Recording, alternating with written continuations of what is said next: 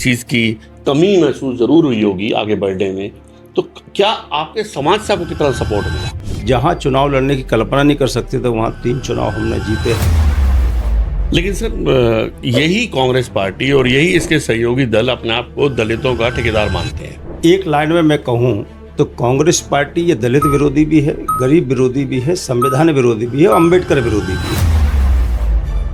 तो आने वाले पंजाब के इलेक्शन को आप कैसे देखते हैं? अगर वो दलित हितैषी होते, अम्बेडकर हितैषी होते तो अम्बेडकर जी खिलाफ प्रत्याशी न लड़ाकर निर्विरोध उनको ला सकते थे। बीजेपी ने या नरेंद्र मोदी ने 3 तलाक समाप्त कर दिया, लेकिन कांग्रेस पार्टी ने विरोध किया। भारत के संविधान की रक्षा करने वाली कोई पार्टी है तो वो भारतीय जनता पार्टी के प्रधानमंत्री नरेंद्र मोदी हैं।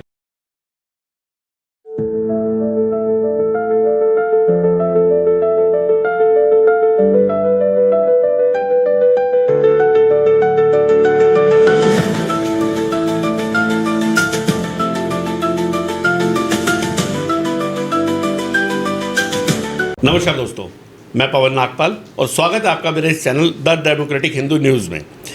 आज की जो हमारी शख्सियत है और जिनके साथ आज हमारा पॉडकास्ट है, मैं उनके बारे में थोड़ा सा आपको पहले बताऊंगा। ये वो इंसान है जो खेती से करते हुए निकले, एक LLB पास करके, वकालत करके आज देश के एक अहम पार्टी के अंदर एक अहम भूमिका निभा रहे हैं। लाल सिंह आर्य जी। लाल सिंह आर्य जी भारतीय जनता पार्टी के अंदर SC मोर्चे के अध्यक्ष है, राष्ट्रीय अध्यक्ष। इतनी महत्वपूर्ण जिम्मेवारी, एक पूरे समाज को पार्टी से जोड़ के रखना, पार्टी के साथ मिला के आगे चलना, ये कोई मजाक नहीं है, ये बहुत बड़ी चीज़ है। तो सर, स्वागत आपका हमारे इस चैनल में। नमस्कार सर, सबसे पहले मैं आपसे यही जानूँगा, आपकी जो ये जर्नी थी, मतलब एक आप किसान परिवार में पैदा हुए, अच्छी खासी आपने पढ़ाई करी जो कि आसान नहीं रही होगी, मैं जानता हूँ। आपने वकालत करी, LLB करी और आज आप राष्ट्रीय अध्यक्ष हैं पार्टी में। तो सर, ये थोड़ा सा इसको डिटेल में बताइए। राजनीति सरल काम नहीं है, राजनीति एक सेवा का काम है और संघर्ष उसमें होता है। मेरे भी राजनीतिक जीवन में एक नहीं कई प्रकार के संघर्ष आए हैं, लेकिन हम संघर्षों में कभी झुके नहीं हैं, कभी डरे नहीं हैं। विचार को लेकर कहीं ना कहीं आगे बढ़ते रहे हैं। एक ऐसे परिवार में पैदा हुए हैं जहाँ पिताजी मकान बनाने का काम करते थे, खेती का काम भी थोड़ा बहुत होता था। बाबा जी हमारे जूता बनाते थे। एक गरीब परिवार था, वहाँ से राजनीति करना और राजनीतिक पदों पर पहुँचना ये बहुत कठिन काम था। ये भारतीय जनता पार्टी में संभव था। मैं राष्ट्रीय स्वयंसेवक संघ का स्वयंसेवक था, फिर विद्यार्थी परिषद में आया और एक कालखंड 1984 का ऐसा आया कि मुझे राजनीति में आना पड़ा। लेकिन इस 42 साल की राजनीतिक यात्रा में एक नहीं कई पड़ाव ऐसे आए हैं जहां कभी कभी लगता था कि राजनीति छोड़ दें क्या, क्योंकि कुछ लोगों ने झूठे केस में फंसाने का काम किया। राजनीतिक, पारिवारिक, सामाजिक सभी चीज़ें समाप्त करने की कोशिशें की। बिल्कुल। जब आगे बढ़ते तो संघर्ष राजनीति में होता ही है, लेकिन मैं ऐसा सौभाग्यशाली कार्यकर्ता हूँ कि जब से मैंने राजनीतिक यात्रा प्रारंभ की है, जो दायित्व मिला उस दायित्व पर मैंने 100% देने की कोशिश की है और उसका परिणाम ये हुआ है कि मुझे पार्टी में कभी कुछ मांगना नहीं पड़ा। पार्टी के नेतृत्व ने, चाहे प्रदेश का हो चाहे देश का हो, जो भी अभी तक दायित्व मिले मुझे कभी नहीं मांगना पड़ा। पार्टी के नेतृत्व ने ही मुझे दायित्व दिया है और फिर मैंने उस पर आगे बढ़ने का काम किया है। बिल्कुल। लेकिन जिस समाज से आप आते हैं, हमने जो सुना है, जो हम जितना हम जानते हैं कि कहीं ना कहीं एक दबाव में, एक कहीं ना कहीं एक किसी चीज़ की कमी महसूस ज़रूर हुई होगी आगे बढ़ने में। तो क्या आपके समाज से आपको कितना सपोर्ट मिला? स्वाभाविक है, राजनीति तब की और अब की में अंतर है। पहले हम साइकिल से ही काम करते थे, पैदल ही सूचना करते थे, लेकिन आज कहीं ना कहीं वाहन की ज़रूरत पड़ रही है क्योंकि कंपटीशन बढ़ गया है। तो उस कंपटीशन में टिके रहना वो केवल काम के आधार पर ही हो सकता है कि आप काम कितना करते हैं, पारदर्शी ढंग से कितना करते हैं, पार्टी का विस्तार कितना करते हैं, परिणामदायक काम कैसा करते हैं। वो फिर इन चीज़ों पर भारी होती है। बिल्कुल। तो राजनीति में जब हम बढ़ रहे थे तो इन चीज़ों की कमी थी, क्योंकि मेरे पास तो चुनाव में पहले चुनाव 98 में लड़ा, फार्म भरने के लिए पैसा नहीं था। चुनाव लड़ना तो बड़ी बात थी। बिल्कुल। यानी कि भिंड से 50 किलोमीटर दूर गोहद में मुझे चुनाव लड़ाया। आम जनता में एक मैसेज था कि लाल सिंह एक अच्छा कार्यकर्ता, पैसे के कारण चुनाव हारा जा रहा है। तो लोगों ने मुझे पूरे ज़िले से, पूरे संभाग से लोग आए, मेरा प्रचार भी किया, मुझे कुछ ना कुछ भेंट दे के गए, चिंता मत करना हम तुम्हारे साथ हैं। ये बड़ी बात है। तो ये सब शायद इसलिए हो सकता है कि मैंने नीचे जो ज़मीन पे काम किया है, सभी का दिल जीतने की कोशिश की, और इसलिए हमको सबका मिलकर आशीर्वाद मिला। जहाँ चुनाव लड़ने की कल्पना नहीं कर सकते थे, वहाँ 3 चुनाव हमने जीते हैं। मध्य प्रदेश के मंत्रिमंडल में भी रहे हैं, मोर्चा एससी मोर्चे के अध्यक्ष भी रहे हैं, भारतीय जनता पार्टी के प्रदेश मंत्री और प्रदेश महामंत्री भी रहे हैं। तो कुल मिला के सारे दायित्वों पर काम करते करते आज इस स्थिति में है। तो सर, आप जैसे कि आपने बताया, आप मध्य प्रदेश सरकार में मंत्री भी रह चुके हैं। मंत्री के साथ साथ आपको इतनी बड़ी जिम्मेदारी एक भारतीय जनता पार्टी ने दी, एससी समाज के प्रतिनिधि आप बने इस देश के, तो अभी आपकी क्या उसके प्रति कार्यशैली है? क्या आपके उसके लिए मेहनत है? देश को आज़ाद हुए 75 वर्ष हो गए। 75 वर्ष में लगभग 60 साल कांग्रेस की सरकार रही है। बिल्कुल। इन 60 वर्षों में गरीबों के लिए, दलितों के लिए, शोषितों के लिए ईमानदारी से काम नहीं हुआ, अनप्लानिंग काम हुआ। जैसे गरीबों की योजना पहले भी थी, लेकिन कौन सी थी? मुर्गी पालन, सुअर पालन, भैंस पालन। यानी कि आर्थिक स्थिति भी अच्छी नहीं होगी आपकी, और आप आगे भी आर्थिक दृष्टि से बढ़ नहीं पाएंगे।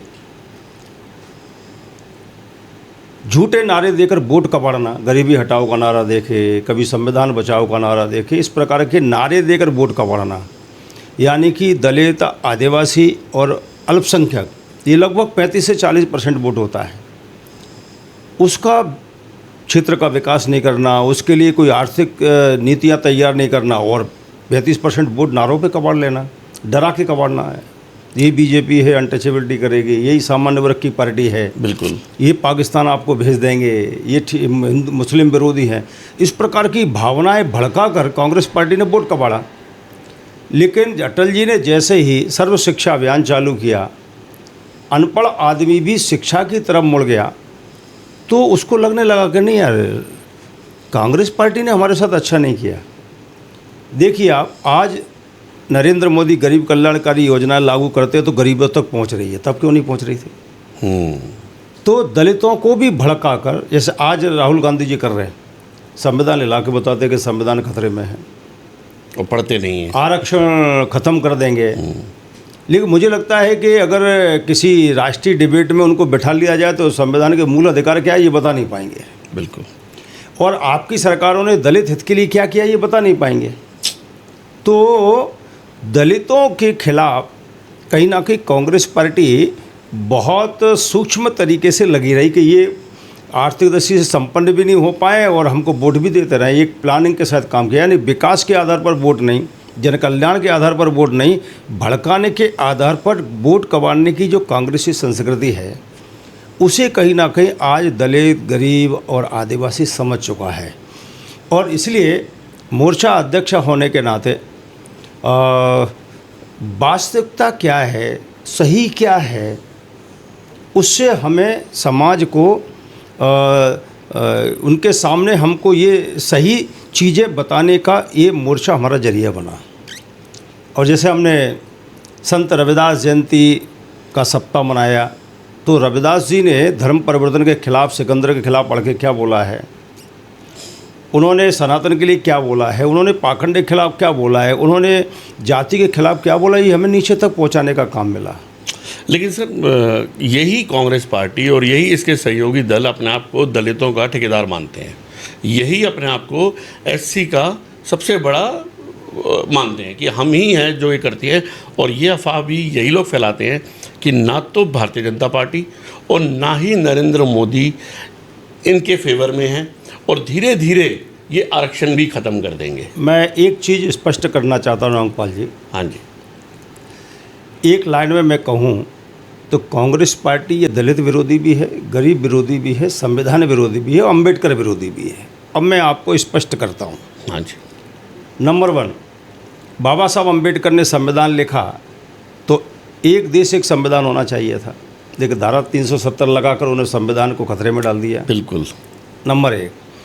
नंबर 2, बाबा साहब भीमराव अंबेडकर ने, जिन्होंने गरीब शोषित वंचितों के लिए सकारात्मक शांतिप्रिय ढंग से आंदोलन करके बराबरी का अधिकार, सामाजिक न्याय दिलाने के लिए संघर्ष किया, लेकिन बाबा साहब को 1952 का चुनाव हराने का पाप कांग्रेस पार्टी ने किया। 1954 का भंडारे का उपचुनाव भी कांग्रेस पार्टी ने हराने का काम किया। अगर वो दलित हितैषी होते, अंबेडकर हितैषी होते, तो अंबेडकर जी खिलाफ प्रत्याशी न लड़ाकर निर्विरोध उनको ला सकते थे। बिल्कुल। बाबा साहब अंबेडकर को मंत्री जब 47 में बने अंतरिम सरकार में, उसके बाद उनको जो 52 के बाद इस्तीफा देना पड़ा 2 साल बाद, तो कांग्रेस ने उनकी नीतियों का कहीं ना कहीं विरोध किया। यानी कि महिला सशक्तिकरण के हो, चाहे उन्होंने महत्वपूर्ण जो उनका विभाग था उसमें बात मानने का नहीं हो, उनको इस्तीफा देना पड़ा, मजबूर किया। राजनीतिक सामाजिक जीवन अंबेडकर जी का ख़त्म करने का षड्यंत्र कांग्रेस ने किया। देश भर में 4000, 5000, 7000 इंदिरा जी के नाम पर, नेहरू जी के नाम पर, राजीव गांधी के नाम पर योजनाएं, भवनों के नाम हैं, लेकिन अंबेडकर जी के नाम से कोई भवन नहीं रखा। वहीं नरेंद्र मोदी जी जब आए और भारतीय जनता पार्टी की सरकारें आई तो पंचतीर्थ बनाकर तैयार कर दिए। मुंबई में चैत्य भूमि, नागपुर में दीक्षा भूमि, में यहाँ जो 26 अलीपुर और दिल्ली है वहाँ 100 करोड़ का संविधान की किताब के ढांचे के अनुसार महापरिनिर्वाण भूमि, संकल्प भूमि बड़ौदा, और लंदन में भी जिस किराए के मकान में अंबेडकर जी रहते थे उसको भी शिक्षा भूमि बना दिया। और मध्य प्रदेश में 47 साल कांग्रेस सरकार रही जहां अंबेडकर जी का कोई स्मारक नहीं था, लेकिन भारतीय जनता पार्टी की सरकार ने वहां भी जन्मभूमि बनाकर तैयार कर दी। बाबा साहब अंबेडकर के नाम से दिल्ली में किसी बड़े भवन का नाम नहीं था, लेकिन 15 जनपद पर डॉक्टर अंबेडकर इंटरनेशनल सेंटर बनाकर तैयार कर दिया। संत रविदास जी आज नहीं हुए हैं। संत रविदास ने कहा, ऐसा चाहूँ राज में मिले सबन को अन्न, छोट बड़ो सब सम बसे रैदास रहे प्रसन्न। ऐसी सरकार चाहिए जिसमें सभी सुखी हो, सबको खाने के लिए अन्न हो। आज मोदी जी 83 करोड़ लोगों को पेट भरने का काम कर रहे हैं। उन्हीं रविदास जी के नाम से कांग्रेस की गवर्नमेंट में एक भी संस्थान का नाम नहीं था, लेकिन आज जालंधर एयरपोर्ट का नाम संत रविदास जी के नाम से किसने रखने का काम किया? मोदी जी ने। और वहाँ निरंजन दास जी हैं, देश के फर्स्ट प्राइम मिनिस्टर हैं, जिन्होंने संत रविदास के भक्त निरंजन दास जी के पैर छूकर उनको सम्मान किया। कांग्रेस का एक भी प्रधानमंत्री ऐसा नहीं था जिसने दलितों को देश के किसी भी नदी के किनारे सम्मान देने का काम किया हो, लेकिन मोदी जी ने काशी में खुद ज़मीन में बैठे कुर्सी पर हमारे सुरक्षा जो सफाई कर्मी हैं उनको बिठाला, गंगा जल से उनके पैर धोए और अपने कंधे पर डले हुए अंगूछे से उनको पहुंचने का काम किया। ये दिखावा नहीं था, ये संदेश था सामाजिक समरसता का, ये संदेश था दलितों को सम्मान देने का। बिल्कुल। मोदी जी ने, कांग्रेस ने महर्षि वाल्मीकि के नाम से कुछ भी नहीं किया, लेकिन अयोध्या में राम के मंदिर का लोकार्पण बाद में होता है, उसके पहले अंतर्राष्ट्रीय हवाई अड्डे का नाम महर्षि वाल्मीकि के नाम से रखा जाता है। तथागत बुद्ध के नाम से उनके स्थान पहले से हैं, लेकिन उनको विदेशी जो पर्यटक आते हैं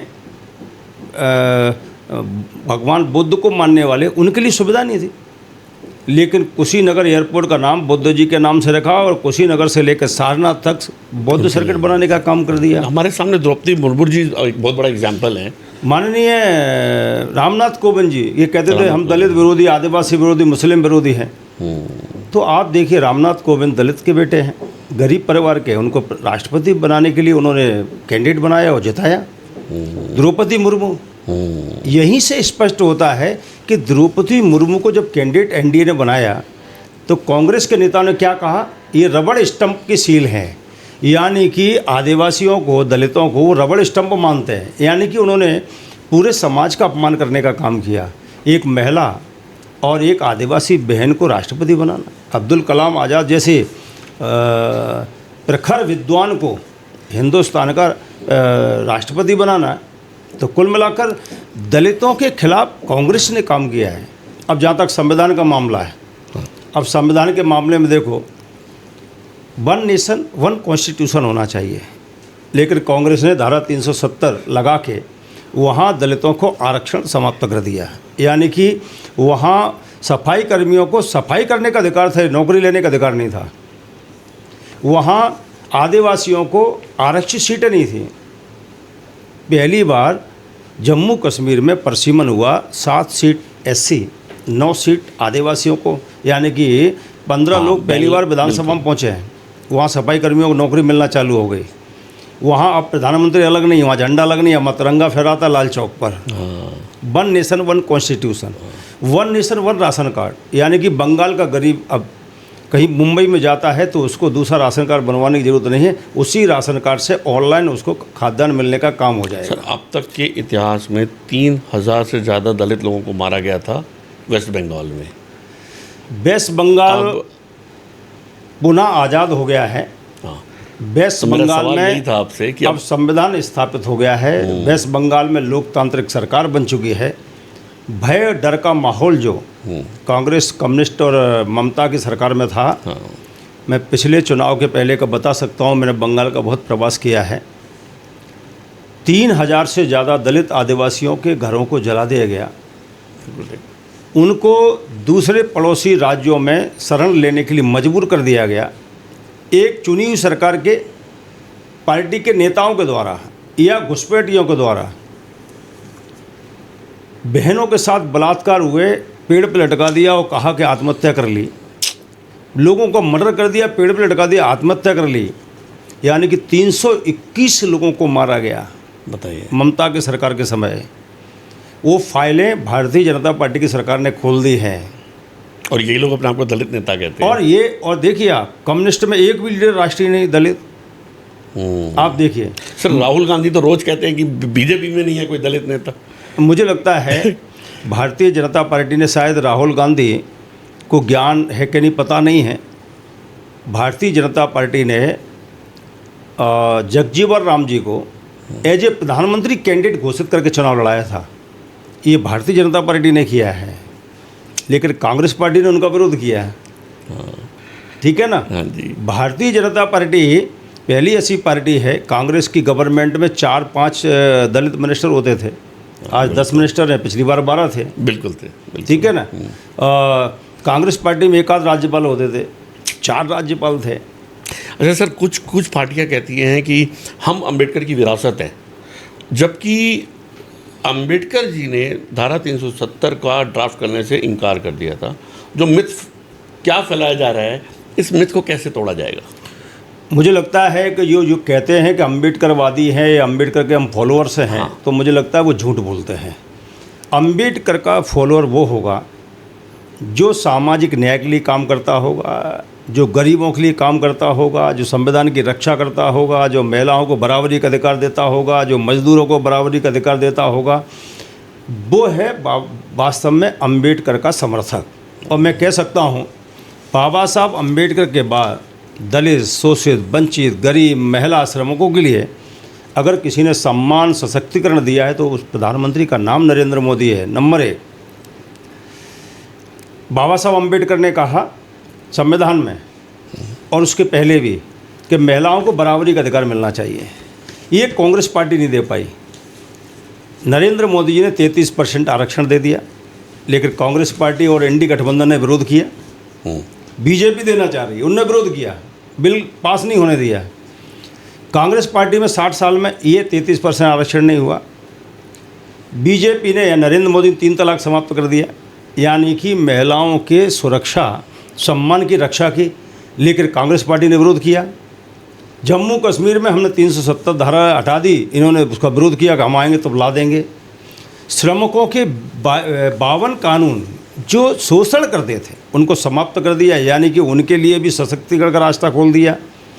श्रमिकों को आयुष्मान कार्ड में भी जोड़ लिया, ताकि वो श्रमिक जहाँ भी नौकरी कर रहे हैं आयुष्मान कार्ड से उनको कहीं ना कहीं फ्री इलाज होने का काम भी हो जाए।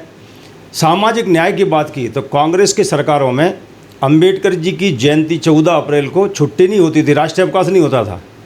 देखो कांग्रेस का सामाजिक न्याय। और नरेंद्र मोदी का सामाजिक न्याय। उनके समय में अंबेडकर जी के 14 अप्रैल छुट्टी नहीं होती थी, लेकिन नरेंद्र मोदी जी के सरकार में अंबेडकर जी की छुट्टी होती है। उनके समय में महर्षि वाल्मीकि या संत रविदास जी के कोई बड़े प्रोग्राम नहीं होते थे, टंट्या भील के कोई बड़े नहीं होते थे, बिरसा मुंडा के कोई बड़े नहीं होते थे, लेकिन नरेंद्र मोदी जी ने बिरसा मुंडा के बड़े कार्यक्रम किए हैं, टंट्या भील के बड़े किए हैं, तिलका मांझी के बड़े किए हैं, अंबेडकर जी के बड़े कार्यक्रम किए हैं, संत रविदास जी का 100 करोड़ का मंदिर का शिलान्यास उन्होंने सागर के अंदर किया है, जो 80% बन के तैयार हो गया है। तो सामाजिक न्याय, अवसर की समानता, राजनीतिक न्याय, तो राजनीतिक न्याय में राष्ट्रपति भी बना रहे हैं, मंत्री भी ज़्यादा बना रहे हैं, यानी कि अवसर की समानता दे रहे हैं। रेलवे बोर्ड का चेयरमैन दलित कभी नहीं बना, नरेंद्र मोदी ने पहली बार रेलवे बोर्ड का चेयरमैन दलित समाज से बनाया है। लेखा महानियंत्रक का अध्यक्ष कभी भी दलित आदिवासी नहीं रहा, लेकिन आदिवासी को बनाया, ये कांग्रेस पार्टी ने कभी नहीं किया। यानी कि कांग्रेस पार्टी अपने इशारों पे चलने वाले लोगों को बना दी थी। दलितों को तो केवल एक पार्ट मान लिया था उन्होंने वोट का, कि बस 2-4 पद दो और बना लो। लेकिन और जितना हमने देखा है सर, जैसे जो पंडित दीनदयाल उपाध्याय जी का सिद्धांत था एंटी योद्धे कि निचले लोगों को साथ लेके चलो, सबको साथ लेके, यहाँ तक कि निचले लोगों को आपको ज़्यादा महत्वपूर्णता देनी है। आपने बहुत अच्छी बात कही नागपाल जी। मैं 4 महापुरुषों के नाम गिनाता हूँ। स्वामी विवेकानंद, इन्होंने कहा नर सेवा नारायण सेवा, दरिद्र ही हमारा नारायण है। पंडित दीनदयाल उपाध्याय ने कहा अंतिम छोर पर, यानी कि सामाजिक, आर्थिक, राजनीतिक, शैक्षणिक दृष्टि से सबसे पीछे खड़ा है, उसको भी बराबरी बढ़ाना चाहिए। यानी कि दिखता क्यों नहीं सर ये अंत्योदय का, मैं बताता हूँ, अंत्योदय का सिद्धांत दिया। संघ भी सामाजिक समरसता के लिए काम कर रहा है, और बाबा साहब अम्बेडकर ने संविधान में सामाजिक, आर्थिक, राजनीतिक न्याय की बात की, और यही नरेंद्र मोदी जी चारों महापुरुषों के कहीं ना कहीं विचार को अपनी सरकार के माध्यम से स्थापित कर रहे हैं। बिल्कुल 83 करोड़ लोगों को अनाज फ्री देना, करोड़ों लोगों को फ्री 5 लाख का इलाज कराना, महिलाएं जो सोच के लिए बाहर जाती थी उनको लिए सम्मान के लिए इज्जत घर देना, झोंपड़ी में रहने वाले लोगों को पक्का मकान देना, मुद्रा योजना के माध्यम से बिना ब्याज का ऋण देना गरीबों को। कांग्रेस के समय में 12.73 करोड़ ही राशन कार्ड थे, ये बैंक खाते थे, सॉरी, लेकिन नरेंद्र मोदी की सरकार में वो 53 करोड़ हो जाते हैं। यानी कि अब गरीब को पारदर्शी ढंग से मिलने वाली सरकार की सहायता या अनुदान उसके सीधे खाते में आता है, उसमें बेईमानी नहीं होती है। बहुत बढ़िया आंकड़े आपके। ये सामाजिक जो सम्मान दिया है, उस गरीब को बैंक के चक्कर लगाना बंद करा दिए, उस गरीब का शोषण बंद करा दिया, भ्रष्टाचार बंद करा दिया। कांग्रेस पार्टी ने ये कभी भी 60 साल में नहीं कर पाया। अगर कांग्रेस पार्टी ने 60 साल में इस प्रकार से नरेंद्र मोदी की तरह काम किया होता तो आज भारत 20 साल पहले ही विश्व का सर्वशक्तिमान देश बन गया होता। लेकिन हम विश्वासपूर्वक कह सकते हैं नरेंद्र मोदी जी जो नारा देते सबका साथ, सबका विकास, सबका विश्वास, इन गरीब कल्याणकारी योजनाओं का सबसे ज़्यादा लाभ मुस्लिम समाज के गरीबों को हो रहा है, उसके बाद हमारे दलित आदिवासी लोगों को हो रहा है, उसके बाद हमारे पिछड़ा और सामान्य वर्ग के गरीबों को हो रहा है। किसी भी योजना पर समाज का नाम नहीं है, जाति और धर्म का नाम नहीं है, वो सबके लिए है। लेकिन सर अभी जैसे मैं बात करने ही वाला था उत्तर प्रदेश के आने वाले इलेक्शन की। उत्तर प्रदेश में जिस तरह की जातिवादी का इलेक्शन होता है, पूरी तरह से आप भी जानते हैं, हम भी जानते हैं कि यादव हों या मायावती हों, ये सब अपने आप को एससी नेता ही मानते हैं और एससीओ की ही बात करते हैं। तो आज तक योगी सरकार के आने से पहले तक इनका इस तरीके का समाज डेवलप क्यों नहीं हुआ था जो आज हो रहा है? मुझे लगता है भारत की जो संस्कृति है, भारत की जो सभ्यता है, वो वसुधैव कुटुंबकम की है। यहाँ जाति व्यवस्था कभी चल नहीं पाई है। हाँ, एक कट्टरता राजनीति में वोट प्राप्त करने के लिए, कुछ करो नहीं और वोट प्राप्त कर ले, इसके लिए है। ये नरेंद्र मोदी ने कभी जाति की बात नहीं की, कभी भारतीय जनता पार्टी ने जाति की बात होनी भी नहीं चाहिए और होनी भी नहीं चाहिए। ये हमारा संविधान नहीं कहता है। बिल्कुल, हमारा संविधान तो सबकी बात करता है, लेकिन ये पार्टियां हैं, ये जाति का एक माहौल खड़ा करके केवल वोट कबाड़ने की गंदी राजनीति करते हैं। इन्हें संविधान और नियमों कायदे कानून से कुछ लेना देना नहीं है। लेकिन उत्तर प्रदेश की मैं बात करना चाहता हूँ, जब से भारतीय जनता पार्टी की योगी जी की सरकार बनी है, दलित अपने आप को सुरक्षित महसूस करने लगा है। सपा के समय में बड़ी संख्या में डकैत घूमते थे, आज एक भी डकैत नहीं है, समाप्त। गुंडे और अपराधी और कुख्यात जिन्हें कैसे तस्कर टाइप के लोग रहते थे तो सबके सामने समाप्त हैं। जो अपने आप को राजनीति में एक शब्द बोला जाता है कि कद्दावर, जिस प्रकार होता है ना गुंडागर्दी राजनीति करने वाले, ऐसे लोग समाप्त हैं। बम विस्फोट समाप्त हैं, दंगे समाप्त हैं। यानी कि ऐसे अपराधियों पर अब कानून का हाथ गलेबान तक पहुंचता है, उनको अपराध दंडित करने का काम होता है। इसके कारण आज दलित समाज हो, चाहे मुस्लिम समाज हो, चाहे अन्य समाज हो, हर कोई चाहता है कि प्रदेश में शांति हो, विकास हो।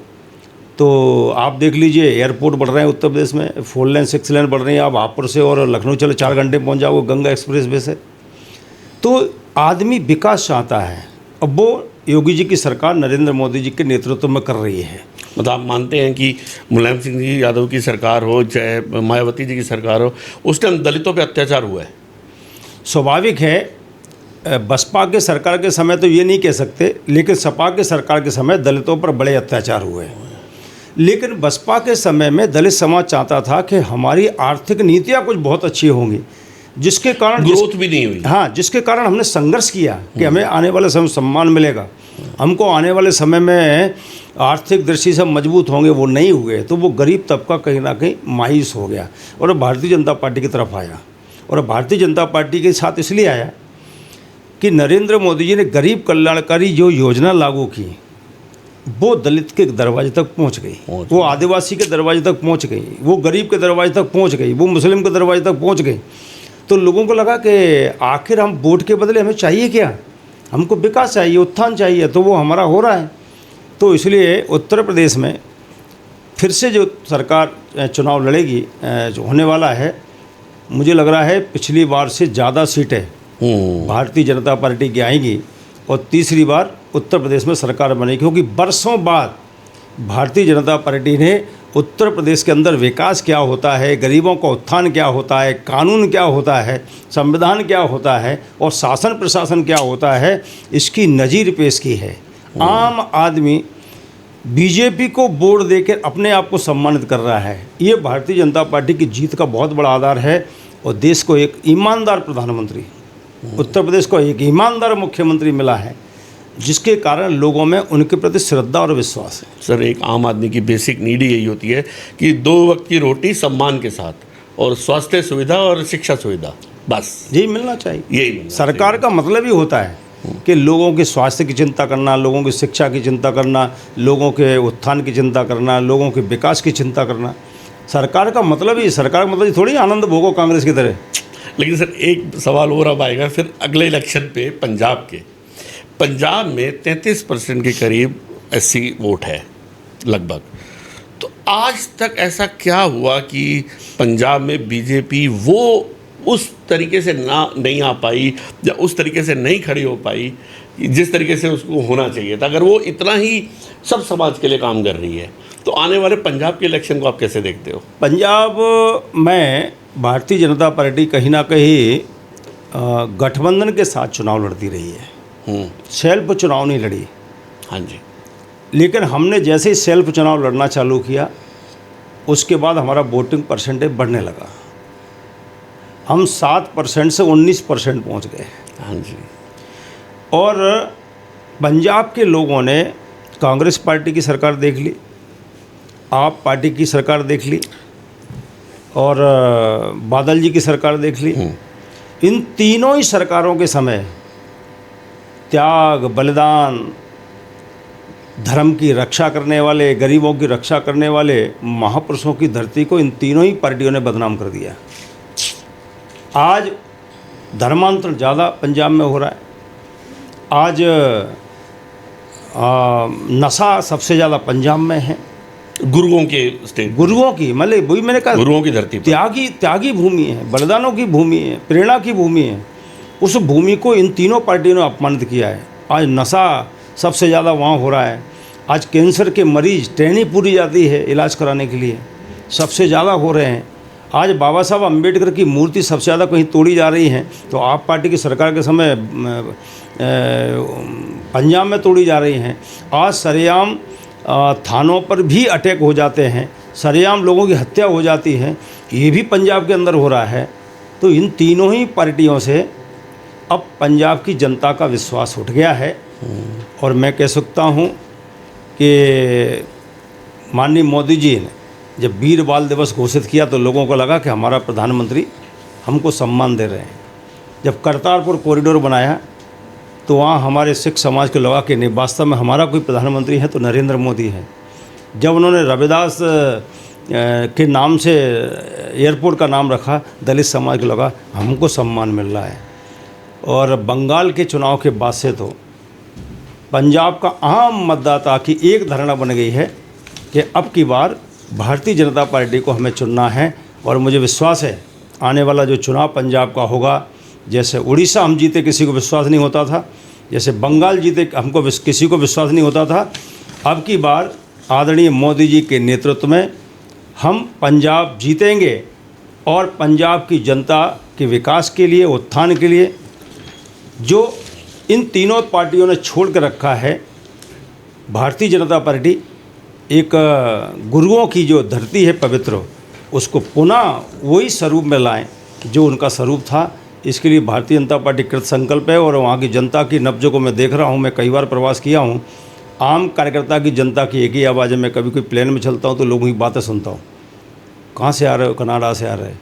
हमने पूछा है क्या हो सकता है आपकी बार पंजाब में, भाई साहब आपकी बार तो भारतीय जनता पार्टी को देखेंगे। ये आम लोगों की धारणा बनती जा रही है। और इसलिए मुझे विश्वास है कि अब की जो चुनाव होगा उसमें भारतीय जनता पार्टी का कमल खिलेगा और फिर से उस पंजाब का सम्मान, उसका गौरव, ये भारतीय जनता पार्टी के नेतृत्व में पूरे विश्व के राजनीतिक पटल पर दिखाई देगा। बिल्कुल सर। सर एक और सवाल आपसे करूँगा, एससी समाज का जो युवा है, युवा तो कोई भी युवा है, युवा आज मैक्सिमम सोशल मीडिया पे डिपेंडेंट है, मैक्सिमम। तो एससी समाज के युवा को आप ऐसा क्या मैसेज देना चाहते हैं जिससे उनके मन का ये मिथ ख़त्म हो कि बीजेपी हमारे साथ नहीं है, बीजेपी एंटी एससी है, बीजेपी संविधान ख़त्म कर देगी, इस तरीके का मैसेज सोशल मीडिया के थ्रू भी आपका कुछ काम चल रहा है, कुछ प्रोग्राम है या आप ऐसा कुछ करने वाले हैं? मोर्चा के नाते हमने बस्ती संपर्क, छात्रावास संपर्क और एससी चौपाल बैठकों के माध्यम से साहित्य, प्रामाणिक साहित्य बनाकर हमने बाबा साहब अम्बेडकर सम्मान अभियान के माध्यम से हमने नीचे तक ये बातें पहुंचाई है। मैं अपने दलित नौजवान भाई बहनों से एक आग्रह करना चाहता हूं, आजकल तो टेक्नोलॉजी का युग है, आज गूगल है, आज एआई है। सही कौन है, गलत कौन है, इसका प्रमाण हमको ढूंढना चाहिए। बिल्कुल। बाबा साहब का सम्मान किसने किया, अपमान किसने किया, संविधान की रक्षा किसने की, गलत किसने किया, ये जो भ्रांतियां पैदा करते हैं, उन कांग्रेस पार्टी इंडी गठबंधन से पूछना चाहिए कि तुम्हारे 70 साल के शासनकाल में दलित आज जितना खुश है पहले क्यों नहीं था। तुम्हारे कांग्रेस के सरकार के समय में बाबा साहब को इतना सम्मान क्यों नहीं मिला। पंचतीर्थ बनाने का काम हो, चाहे उनको उनके नाम से भीम ऐप बनाने का काम हो, चाहे सेंट्रल हॉल में तिल चित्र लगाने का काम हो, तुम्हारी सरकार में क्यों नहीं किया। दलित नौजवान जब तक प्रामाणिक चीज़ें नहीं छांटेगा तब तक भ्रम रहेगा। और इसलिए मेरा आग्रह है, बाबा साहब अम्बेडकर ने कहा था कि हम आपको वोट का अधिकार तो दे रहे हैं, लेकिन वोट किसको देना चाहिए। वोट उसको देना चाहिए जो तुम्हारे सम्मान की रक्षा करे, जो तुम्हारे कल्याण की चिंता करे, जो तुम्हारे विकास की चिंता करे।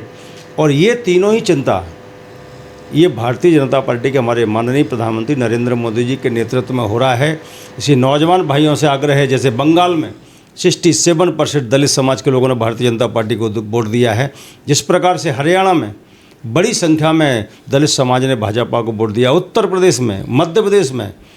आप भ्रम के बादल छांटिए और प्रामाणिक बातों के साथ आगे आइए। भारत के संविधान की रक्षा करने वाली कोई पार्टी है तो वो भारतीय जनता पार्टी के प्रधानमंत्री नरेंद्र मोदी हैं। और बाबा साहब अम्बेडकर के बाद दूसरा दलित, शोषित, वंचित, गरीब, महिला, श्रमिकों का कोई रक्षक है, उनके सशक्तिकरण के लिए ईमानदार कोई प्रयास कर रहे हैं तो वो प्रधानमंत्री नरेंद्र मोदी है। और इसलिए आप लोगों से एक ही आग्रह है, आइए भारतीय जनता पार्टी के साथ जुड़िए, नरेंद्र मोदी जी के साथ जुड़िए और आगे बढ़िए और खुद खुली आंखों से देखिए कि माननीय प्रधानमंत्री जी के मन में गरीबों के लिए कितनी चिंता है।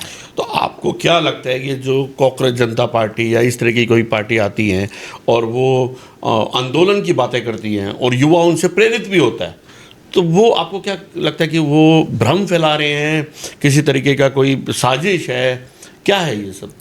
ये भी एक मैसेज देना बहुत ज़रूरी है युवा को।